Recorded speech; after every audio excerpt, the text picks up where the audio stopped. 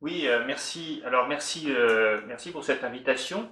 La question de l'inflation, c'est une question, j'ai envie de dire, que les économistes se posent depuis le XVIe siècle, depuis des grands débats sur d'où vient l'inflation.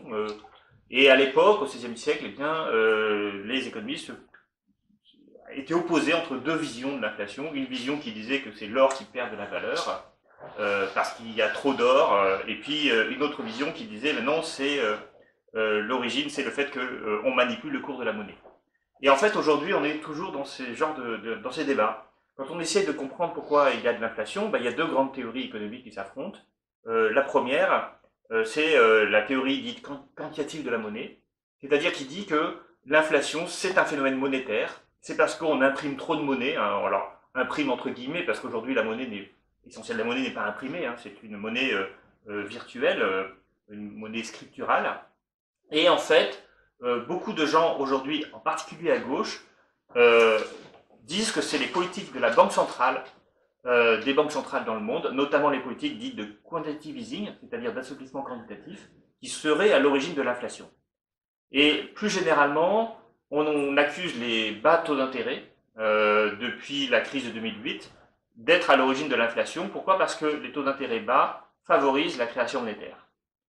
Alors cette vision, de mon point de vue, elle est fausse et il faut, à mon avis, avoir une vision bien plus fine des mécanismes qui engendrent de l'inflation.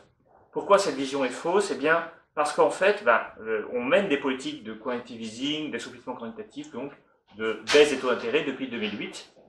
Or, l'inflation, on la voit apparaître en 2021.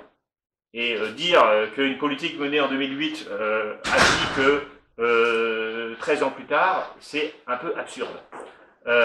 Et d'ailleurs, on n'a jamais vu de véritable corrélation entre les baisses des taux d'intérêt et la hausse de l'inflation. Donc si ce n'est pas une origine monétaire, quelle est l'origine de l'inflation qu'on voit ressurgir vraiment à partir du deuxième semestre 2021? Eh bien, en fait, bon, il y a déjà des indices qui nous permettent de le comprendre. Le premier indice, c'est que le deuxième semestre 2021, à partir de l'été 2021, c'est le moment où on a mis en place les vaccins, c'est le moment où l'économie repart, après avoir été très sérieusement perturbée partout dans le monde par la pandémie de Covid. Et en fait, l'économie a du mal à repartir, en fait. C'est-à-dire que le problème de l'inflation, c'est un problème d'offre. C'est-à-dire une incapacité du système économique, des industriels, des production, à produire suffisamment de biens pour la demande. C'est un truc pendant le Covid, c'est d'une part, parce que il y avait des confinements partout dans le monde, y compris en Chine, qui est quand même la base industrielle de l'ensemble du monde aujourd'hui. Des transports se sont arrêtés, donc les marchandises ont arrêté de circuler. Et en même temps, les ménages ont plus pu consommer, en tout cas moins consommer que ce qu'ils ont l'habitude de faire, ce qui fait qu'ils ont accumulé, pour certains d'entre eux, pour les plus riches essentiellement, mais ça correspond à beaucoup de consommation, eh bien ils ont accumulé une épargne. Et quand tout d'un coup on a réouvert l'économie, assez rapidement, partout dans le monde, au même moment, encore qu'en Chine, ça a mis plus de temps, et là aussi ça explique l'inflation, c'est-à-dire que quand la base industrielle ne rouvre pas alors que les gens veulent tous acheter des choses dans les pays développés qui ont été qui ont bénéficié de la vaccination et qui donc ont pu revenir à la consommation, eh bien, ça crée des tensions sur les chaînes de production. Et donc, ces tensions sur les chaînes de production, eh bien, elles sont à l'origine de la poussée inflationniste. Mais là-dessus, ça reflète d'autres choses. La première, c'est le coût de l'énergie, qui a beaucoup augmenté avec la crise de l'Ukraine, avec la guerre en Ukraine, hein, mais ça avait commencé avant, en fait. Hein. Et puis il y a une troisième raison, qui est que tout d'un coup, il est apparu des tensions fortes sur le marché du travail. Alors ces tensions sur le marché du travail sont... en fait, les entreprises avaient du mal à recruter. Alors moins en France qu'ailleurs, mais beaucoup aux États-Unis, beaucoup dans les pays anglo-saxons. Et alors pourquoi il y a eu ces problèmes? Parce qu'on est passé aussi d'une économie des services à une économie de la production industrielle. C'est-à-dire que ce qui s'est passé après le Covid, c'est que les gens ont commencé à acheter plus de biens et moins de services. Alors pourquoi? Parce que les services, ils étaient encore parfois restreints, et puis parce qu'on avait accumulé de l'épargne, et donc on voulait l'acheter, avoir des choses concrètes en quelque sorte. Et donc ça nécessite une production industrielle, et puis aussi une circulation des marchandises, qui fait qu'on manquait de camionneurs, on manquait d'ouvriers dans beaucoup de pays, et donc ça a entraîné de fait une raréfaction des biens à acheter, et donc une hausse des prix. Alors, une fois que ce processus de hausse des prix est lancé, eh bien, il a tendance à s'auto-entretenir. Mais il ne s'auto-entretient pas par ce qu'on appelle la boucle prix-salaire, c'est-à-dire que les prix augmentent, donc les salaires augmentent. On va voir tout à l'heure, les salaires augmentent moins vite que les prix. Ce qui a plutôt contribué à l'inflation, c'est qu'un certain nombre d'entreprises qui étaient en situation de force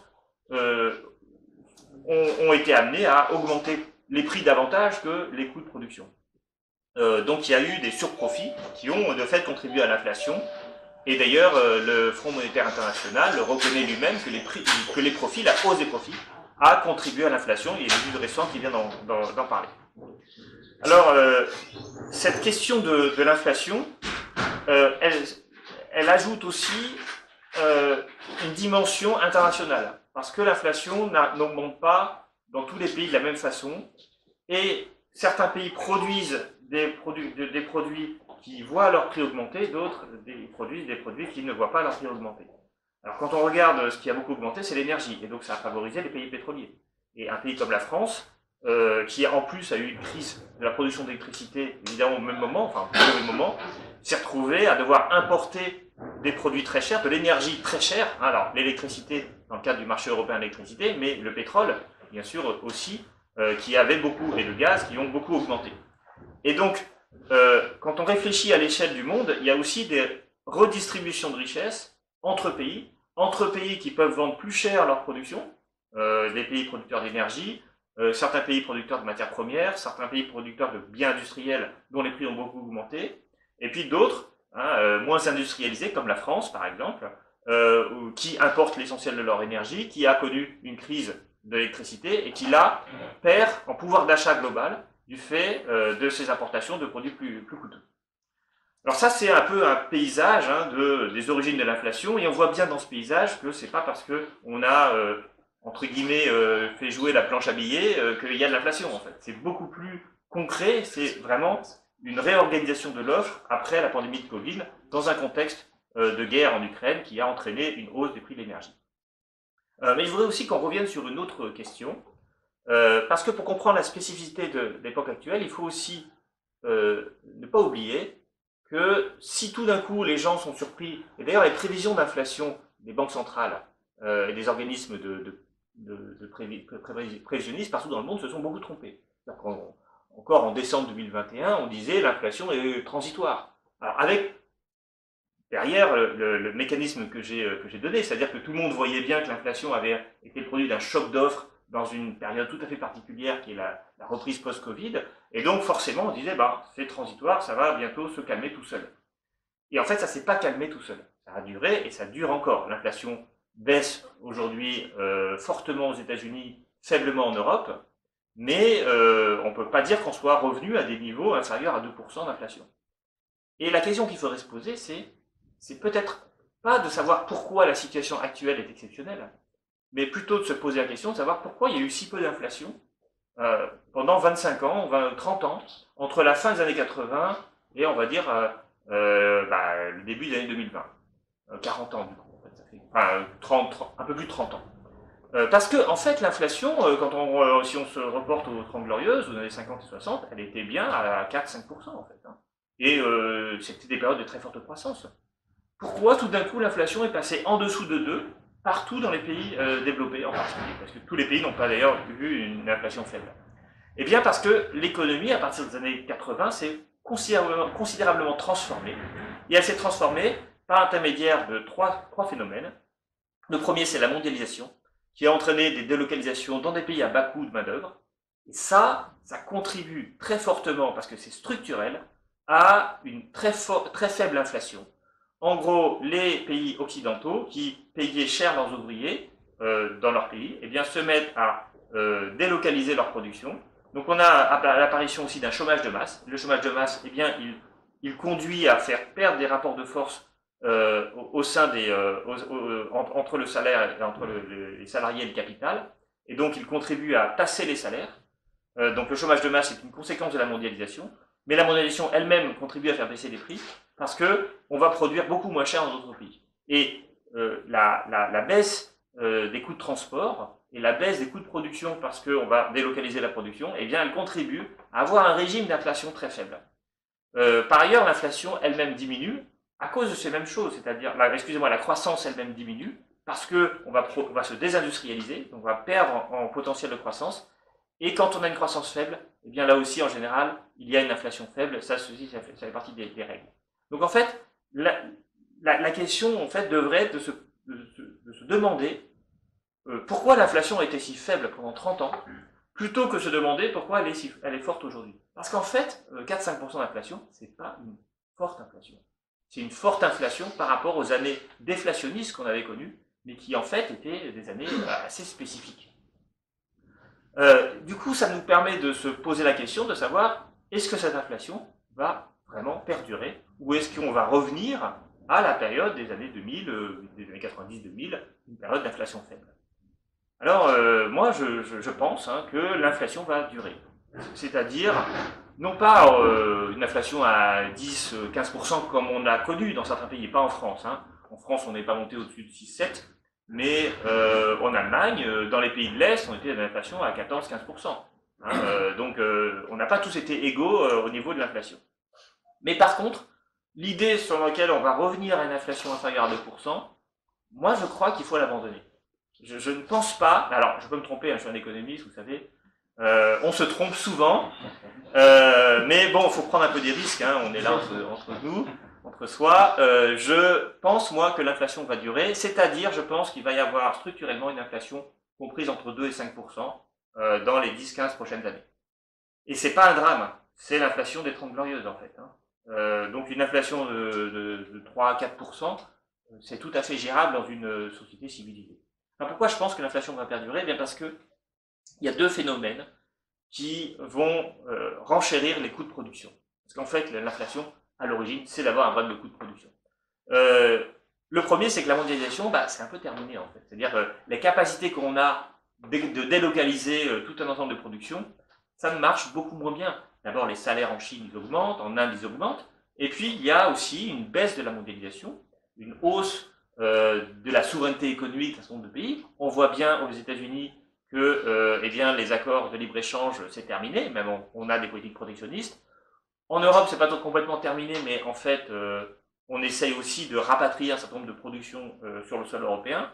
Et en tout cas, la dynamique de délocalisation, elle est un peu derrière nous, parce qu'elle a démontré sa fragilité pendant la crise du Covid. C'est-à-dire que, à force d'avoir des chaînes de production, on parle aussi de chaînes de valeur, mais c'est un peu la même chose, qui sont très éloignées de l'endroit où on consomme, et bien dès qu'il y a un maillon de la chaîne qui s'arrête parce qu'il y a une guerre, parce qu'il y a un confinement, parce qu'il y a des transports qui n'arrivent plus à fonctionner, vous souvenez-vous de l'Evergreen qui avait bloqué le canal de Suez pendant des semaines, eh bien ça fragilise en quelque sorte le système productif, et aujourd'hui les entreprises, dans un monde qui devient plus incertain, elles ont besoin de certitude, et donc elles ont besoin de raccourcir les chaînes de production. Alors ça ne veut pas dire qu'elles vont tout rapatrier dans les pays riches, mais elles vont chercher à rapatrier ce qui est essentiel, ce stock moins, ce qui contribue plus à la valeur.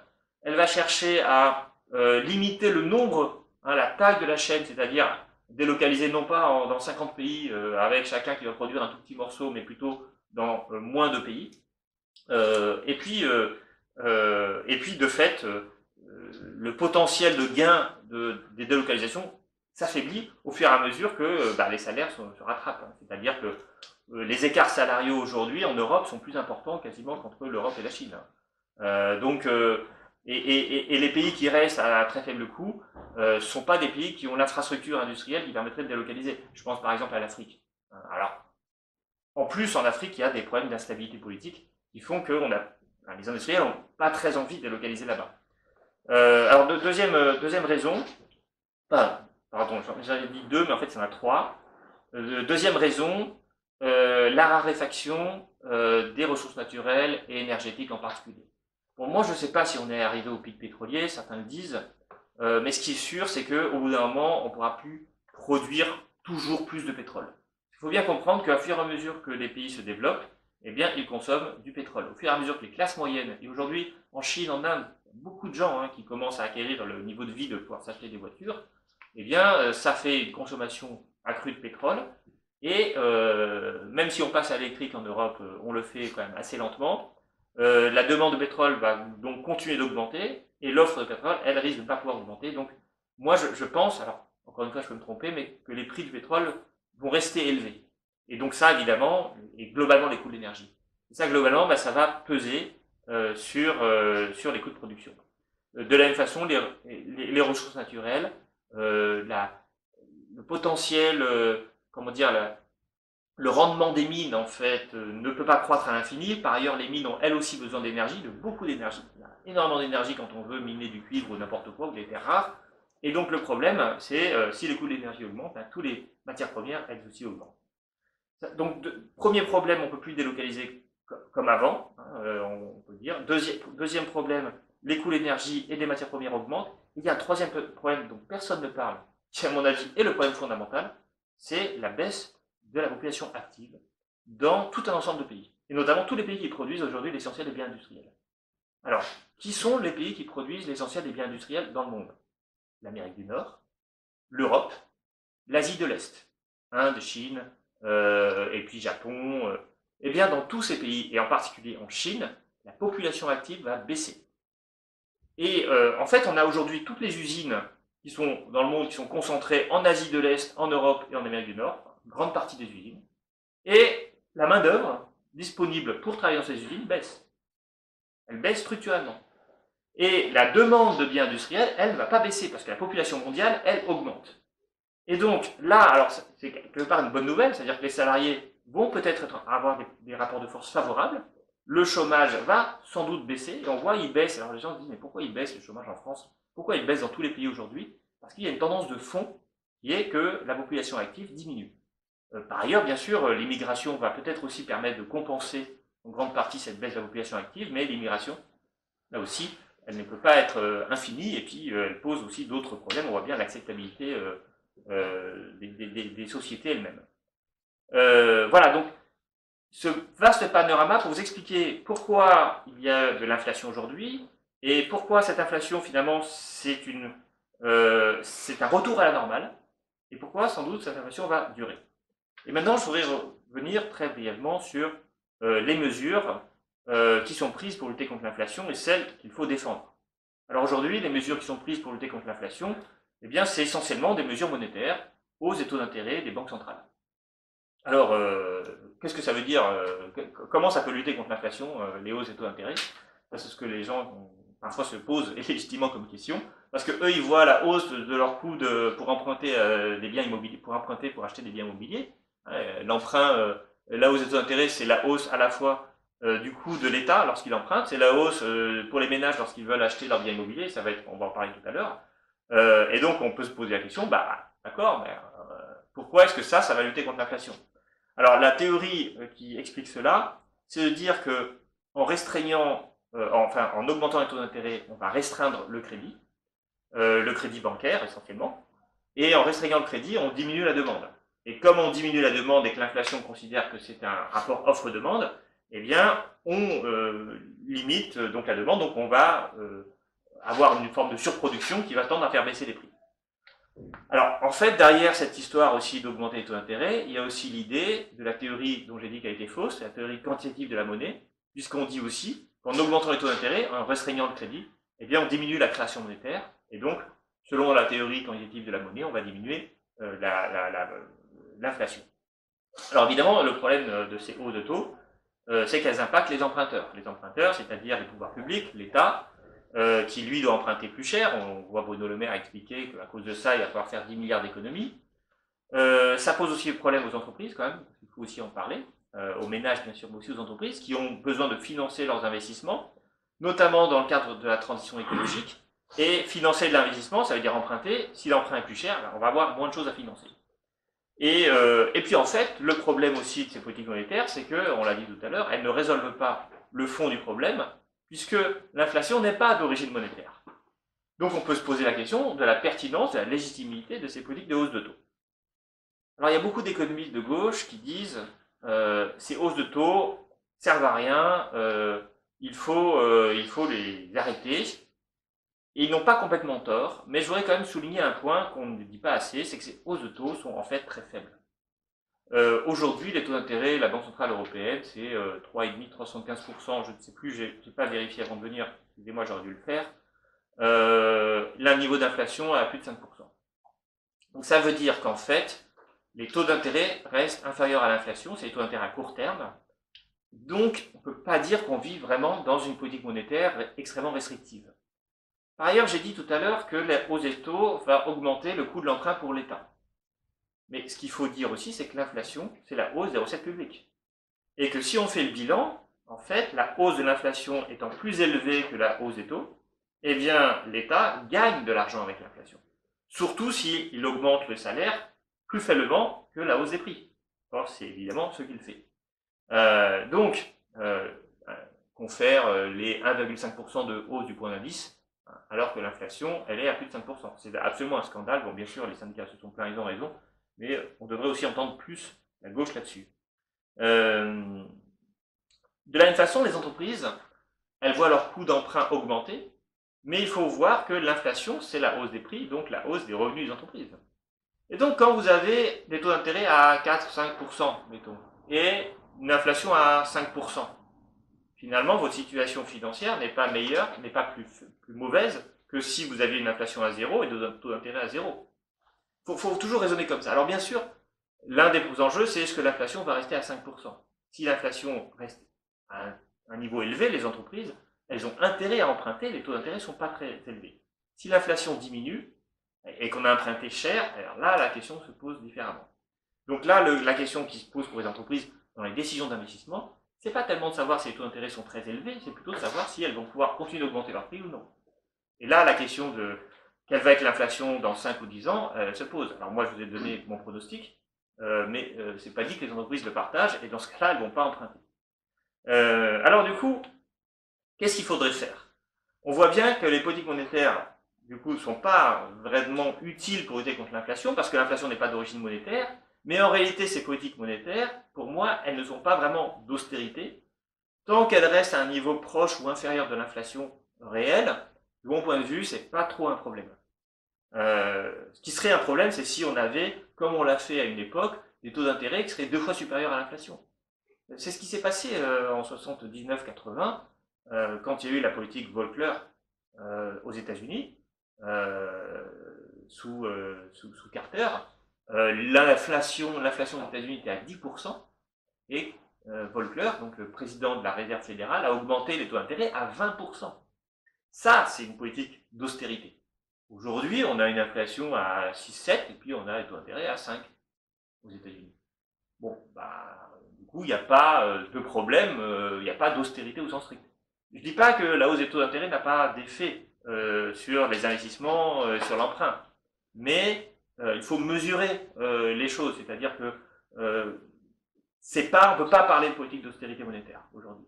Et voilà. Alors pourquoi c'est fait? Parce que je pense que les banques centrales ont peur d'avoir des taux d'intérêt négatifs. Elles ont peur de ne plus contrôler l'inflation du tout. Elles ont peur d'avoir des taux qui soient beaucoup trop faibles, taux réels. Le taux réel, c'est l'écart entre le taux d'inflation et le taux d'intérêt. Elles ont peur de ça. C'est pour ça qu'elles augmentent les taux des banques centrales à un niveau proche de l'inflation, mais pas tellement supérieur à l'inflation. Bon, excusez-moi, j'ai été très technique. Je voudrais terminer sur ce qu'il faut faire pour lutter contre l'inflation. En fait, il faut comprendre que l'inflation n'est pas une perte de pouvoir d'achat. Je dis ça exprès pour que tout le monde sursaute. L'inflation n'est pas en soi une perte de pouvoir d'achat, parce que l'inflation, c'est la hausse des prix. Or, on est toujours à deux endroits différents. On est toujours soit vendeur, soit acheteur. Et lorsque on achète, eh bien, la hausse des prix, c'est une perte de pouvoir d'achat, mais lorsqu'on vend, la hausse des prix, c'est un gain de pouvoir d'achat.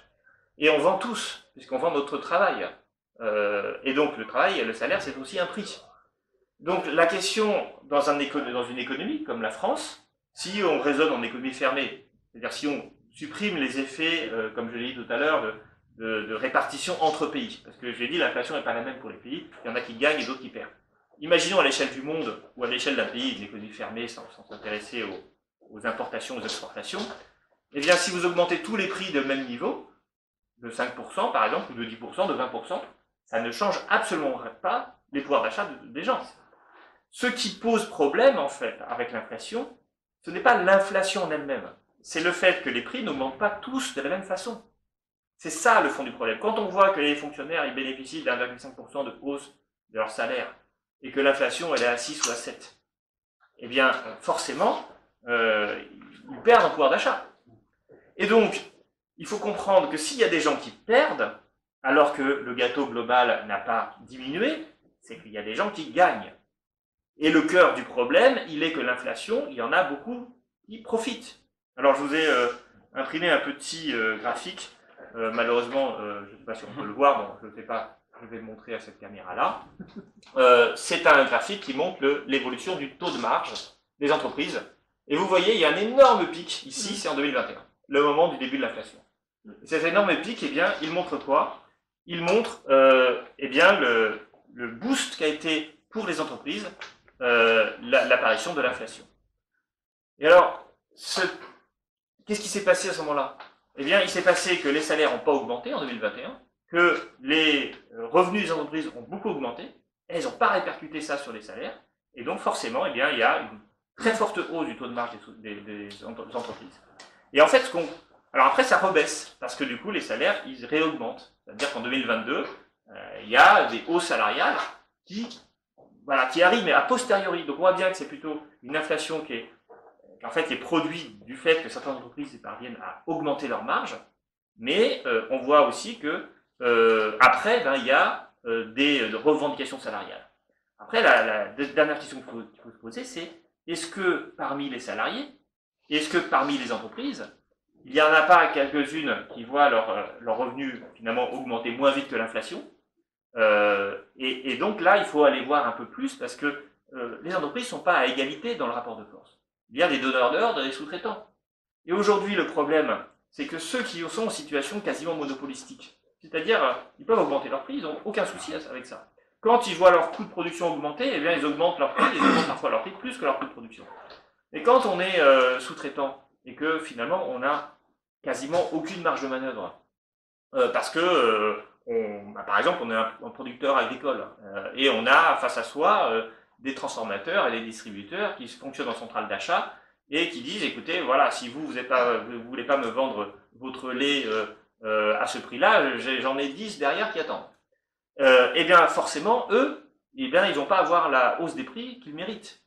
Et donc, la question est de savoir comment on réorganise le système économique, qui est aujourd'hui un système quasiment néo-féodal, si je puis dire. Hein, dans la hiérarchie de la production, il y a les puissants, il suffit de regarder les entreprises du CAC 40 d'ailleurs. Hein. Regardez LVMH, les profits réalisés absolument indécents, mais LVMH fait des profits en appuyant beaucoup à la fois sur les sous-traitants et les matières premières et même leurs salariés. On a des entreprises comme ça qui ont fait énormément de profits ces dernières années. Alors Total, bien sûr, tout le monde pense à Total qui a fait des records de profits en 2022. Mais par exemple, moins connu, c'est la CGM, qui est une entreprise de transport, qui elle a profité du fait qu'il y avait plein d'entreprises de transport qui est une entreprise française mondialisée, hein, qui avait une demande de circulation de produits très important, avec des goulets d'étranglement, et qui a pu augmenter considérablement ses prix. Alors, quelle est la réponse du gouvernement par rapport à ça? Eh bien, se dire, partageons les profits, les surprofits. C'est-à-dire, aujourd'hui, ce qui est dans la tête de Macron, c'est de dire, eh bien, écoutez, il faut que ces entreprises qui font énormément de profits redistribuent à leurs salariés. Et alors là, ça veut dire que les salariés de Total vont avoir des salaires très élevés, alors que d'autres vont rien avoir, surtout quand ils sont salariés sous-traitants ou salariés de la fonction publique. Et ça, c'est absolument scandaleux. C'est-à-dire qu'en fait, l'inflation va profiter à certaines entreprises, à certains salariés, et pas d'autres. Et les effets de redistribution, en fait, sont profondément injustes parce qu'il s'agit de rente. Il ne s'agit pas d'investissement, de génie industriel, quoi. Il s'agit simplement d'entreprises qui sont en situation de force et qui, de ce fait, parviennent à capter des rentes et à les redistribuer à leurs actionnaires en grande partie, à leurs salariés en petite partie, avec la bénédiction de l'État qui refuse de taxer ces surprofits. Alors, moi, je pense qu'il faut taxer les surprofits. Il faut rétablir l'indexation des salaires, parce que c'est pas compliqué, hein, entre le fort et le faible, c'est le faible qu'il faut protéger, et c'est ce que doit faire la loi, et le faible, il est le salaire, hein, le salarié, encore aujourd'hui. Alors peut-être que ça changera si le chômage de masse disparaît, pour l'instant, c'est pas le cas, et donc il faut indexer les salaires sur l'inflation, puisque de toute façon, l'indexation des salaires ne crée pas de boucle inflationniste, parce que ça arrive toujours a posteriori. C'est toujours l'inflation constatée et pas l'inflation prévue qui détermine la hausse des salaires. Donc ça veut dire que si vous avez une inflation de 5% et que vous augmentez les salaires de 5%, vous n'entraînez pas une boucle. Vous rattrapez l'équilibre d'avant. Donc là aussi, l'idée selon laquelle l'indexation des salaires produit de l'inflation, c'est faux. D'ailleurs, les fonctionnaires européens, hein, j'ai lu un article de Jean Quatremer qui explique que les fonctionnaires européens ne se privent pas pour avoir des salaires indexés, et parfois avec des très hauts salaires. Hein, on a vu, Quatremer explique que la présidente de la Commission européenne, elle va gagner 3 000 € de plus par mois du fait de l'indexation de son salaire. Alors que les petits salaires, eux, bah, ils ont beaucoup moins que les autres. Parce que comme l'indexation est proportionnelle, c'est-à-dire que plus on a de salaires élevés, plus on est indexé, plus on gagne d'argent. Voilà, donc taxation des super profits. La taxation, c'est le système de redistribution le plus efficace, plutôt que de demander aux entreprises de verser des primes à leurs salariés. Vraiment. D'autant plus que taxer des profits, voire des profits supérieurs à la normale, avec une forme de taxation progressive, ça ne peut pas mettre en danger les entreprises. Parce que le jour où elles arrêtent de faire des profits, ben, elles arrêtent d'être taxées. Donc, l'idée sur laquelle la taxation des profits mettrait à mal le système productif est absurde. Il n'y a aucune raison qu'une taxation des profits, qui a d'ailleurs beaucoup baissé, hein, je rappelle que l'impôt sur les sociétés était à 50% il y a longtemps, 33% il y a quelques années, qu'il passe à 25%, et que là maintenant on baisse à nouveau les impôts de production. On a eu une fiscalité pour les entreprises qui a été extrêmement généreuse, couplée à des subventions elles aussi très généreuses. Donc on a aujourd'hui un capitalisme subventionné par l'État, et par contre les fonctionnaires et les services publics, eux, se dégradent. Voilà, enfin les fonctionnaires se dégradent pas, mais leur salaire, oui. Voilà, donc j'étais très long, j'en suis désolé, mais je pensais que c'était nécessaire de faire ce petit panorama pour vous donner les raisons, les causes de l'inflation. C'était non seulement nécessaire, David, mais très intéressant. Merci. Merci beaucoup. Alors, peut-être une question d'abord à toi, avant de laisser la parole à nos amis de la CSF. Mais vraiment une question très naïve. Comment se calcule le taux d'inflation pour clarifier la suite?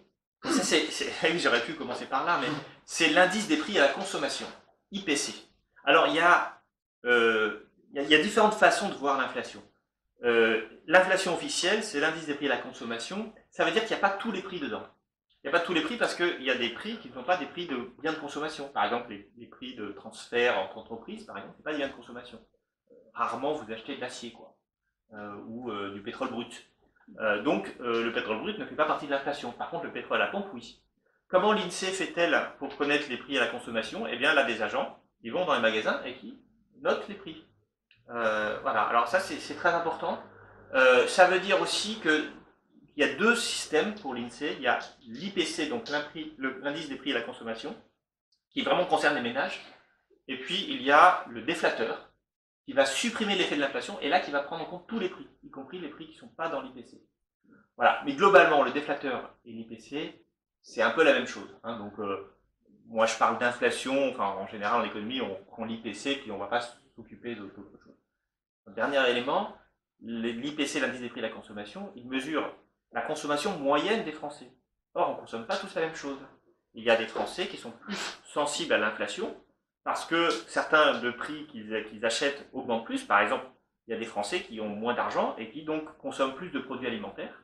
Et donc, quand l'inflation alimentaire est plus élevée que la moyenne de l'inflation, eh bien, ça veut dire que ces Français plus pauvres, eh bien, ils perdent plus de pouvoir d'achat que les riches qui ont des consommations différentes.